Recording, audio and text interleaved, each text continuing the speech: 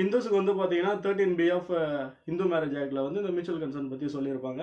இதில் என்ன சொல்லுவாங்க அப்படின்னு சொல்லி பார்த்தா, முதல் விஷயம் உங்களுக்கு கல்யாணமாகி 1 வருடம் ஆகியிருக்கணும். நீங்கள் மியூச்சுவல் கன்சென்ட் வாங்கணும் அப்படின்னா. அப்படியே உங்களுக்கு திருமணமாகி 1 வருடம் முடிஞ்சிருது, உங்களுக்கு வந்து ஒரு மனமுறிவு ஏற்பட்டுருது, உங்களுக்கு வந்து வாழ பிடிக்கல அப்படின்னா, நீங்கள் இந்த மியூச்சுவல் கன்சென்ட் வந்து ப்ரிஃபர் பண்ணலாம். மியூச்சுவல் கன்சென்ட்ன்றது 2 பேரும் ஒத்து போய் எங்களுக்குள்ள எல்லா பிரச்சனைகளையும் வந்து நாங்கள் தீர்த்துக்கிட்டோம். எங்களுக்குள்ள குழந்தைகள் இருந்தால் குழந்தைகளை வந்து நாங்கள் இவங்க கூட அவங்க கூடன்னு சொல்லிட்டு நாங்கள் பிரிச்சுக்கிட்டோம். இல்லை குழந்தைகள் இல்லை அப்படின்னா எங்களுக்குள்ள வந்த அந்த வரவு செலவுகள், வரதட்சணை, சொத்து அதாவதுன்னா சொத்து பிரிக்கிறத போட்டு இது எல்லாத்தையும் வந்து பிரிச்சுக்கிட்டு நாங்கள் வந்து ஒரு மியூச்சுவலாக பிரியறோம். எங்களுக்குள்ள வந்து ஒரு செப்பரேஷன் தேவைப்படுது, அது வந்து ஜுடிஷியலாக தேவைப்படுது அப்படின்னு சொல்லிட்டு நீங்கள் பிரிஞ்சு போகிறதுக்கான ஒரு வாய்ப்பு தான் வந்து பார்த்தீங்கன்னா இந்த மியூச்சுவல் கன்சென்ட் அப்படின்னு சொல்லி சொல்கிறது.